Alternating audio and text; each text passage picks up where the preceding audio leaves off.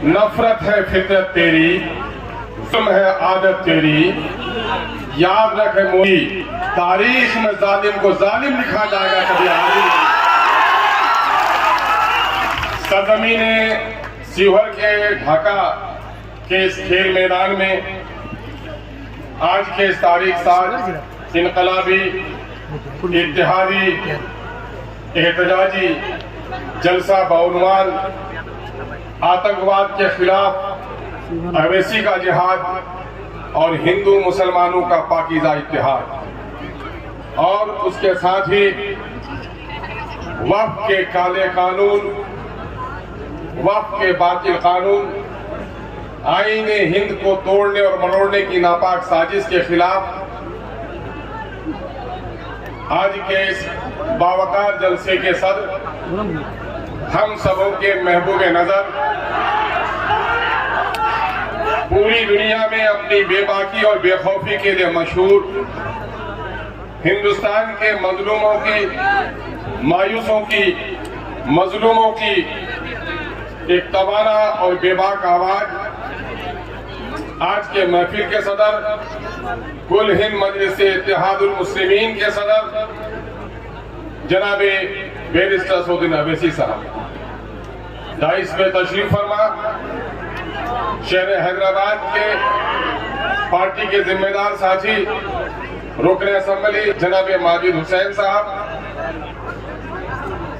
अभी अभी पार्टी में पूरे अज़्म और इरादे के साथ शामिल होने वाले बहादुरगंज के साबिक एमएलए जनाबे भाई तौसीफ आलम साहब, और आज के इस बज़्म के सिपे सालार या बज़्म का दूल्हा।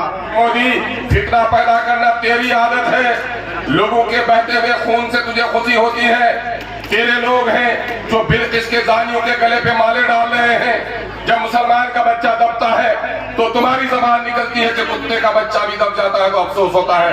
हम ये कभी नहीं कर सकते।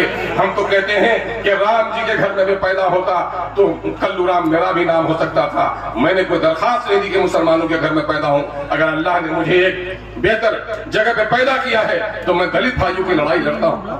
आज हम लोग ऑफिस में हर दूसरे तीसरे दिन रंजीत राणा के साथ बैठते हैं और एक ही साथ दस्तरखान में बैठ के खाते हैं। न राजपूत का बेटा मुसलमान हो जाता है, न मुसलमान के बेटे का ईमान गायब होता है। चूंकि हमारा यकीन यही है ये कि ईश्वर के सब इंसान है। यही नहीं, कोई दलित का बच्चा है तो आओ मेरे साथ खाओ, झूठा पानी पियो, बैरिस्टर सऊदी भी पिएगा, मैं भी पीऊंगा, मेरा ईमान नहीं जाएगा। खुदा की कसम है मेरे गैर मुस्लिम भाइयों, शायद आप में से कुछ लोग हमें नहीं पहचानते, खुदा की कसम मैं तुझे पहचानता हूँ। तुम कोई और नहीं हो, तुम्हारा मजहबी अमल कुछ हो सकता है, खुदा की कसम तुम उसी माँ की औलाद हो जिसकी औलाद हम। पैगाम को लेकर के हम उठे, इस पैगाम को लेकर हम लड़ाई लड़ रहे हैं। और यही वजह है कि बिहार की जालिम ताकतें, जिन लोगों ने अपने आप को सेकुलर कहा, उन्होंने गरीबों का शोषण और दोहन किया, जाति के नाम पर लोगों को लड़ाया, कमजोर जात की बात उठाकर गद्दी तो हासिल कर ली, लेकिन कमजोर तबकात को उसे इंसाफ नहीं दिया। आज मैं आपको बताना चाहता हूँ कि नीतीश कुमार जिसने खंजर खोपा हमारे सीने में, ये बेगैरत जो उनकी पार्टियों में है, ऐ बेगैरतों, अगर तुम्हारे सामने में तुम्हारी माँ को गाली दी जाए, तुम्हारे बाप को गाली दिया जाए, तो अगर गैरतमंद बेटा है तो कभी बर्दाश्त नहीं कर सकता। लेकिन तुम्हारी मस्जिदों के खिलाफ जो कानून बनाता है, तुम उसकी दस्तरखान से नवाला उठाते हो, तो तुमसे ज्यादा बेजमीर भी कोई इंसान नहीं। इसलिए आइए, आज अभी नीतीश कुमार ने 500 करोड़ रुपए असेंबली में मंजूर कराया और 6 महीने तक पंचायत सचिव से लेकर विभागीय सचिव तक, कमिश्नर तक एक ही काम में लगा रहा। क्या? जाति आधारित गणना, जाति आधारित गणना, जाति आधारित गणना है। मीडिया के बहुत सारे साथी हैं। कल जनाब बैरिस्टर सऊदी ओवैसी साहब ने सवाल किया कि भाई जाति आधारित गणना ये जो केंद्र सरकार कराना चाह रही है, इससे धुलमुल से काम नहीं चलेगा। बिहार में गणना करा तो उसने कहा कि हाँ बिहार में तो नीतीश जी ने कराया। कहा कि आपके पास कॉपी है? अखबार वाले के पास कोई जवाब नहीं था। या भी है कोई मीडिया का सर जो बता सके कि उनके पास बिहार में जो जाति आधारित गणना हुई है उसकी कोई कॉपी है? आज तक सरकार ने उस वेबसाइट पर नहीं डाला, आज तक पब्लिक नहीं किया, छोड़ाकर मजबूरी में सिर्फ एमएलए और एमएलसी को दे दिया और बाहर कभी नहीं किया। और मैं बड़े दावे के साथ कहता हूं, जो दलितों की बात करती है शोषितों की बात करती है, सेकुलर की बात करती है।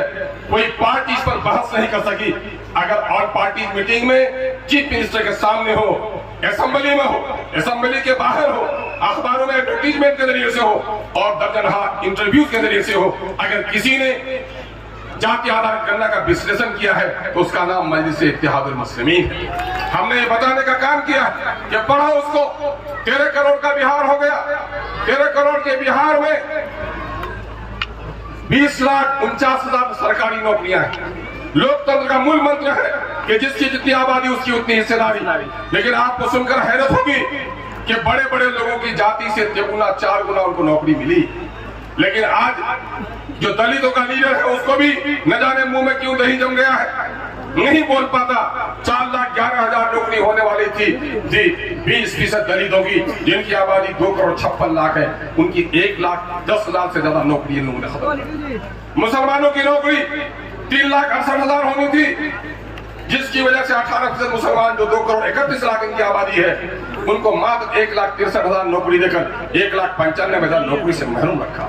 ये जो जुल्म और नाइंसाफी है, इसी नाइंसाफी के खिलाफ पार्लियामेंट में जनाब बैरिस्टर सऊदी अवैसी साहब और उसके कदम ब कदम हम असेंबली में कोशिश कर रहे हैं।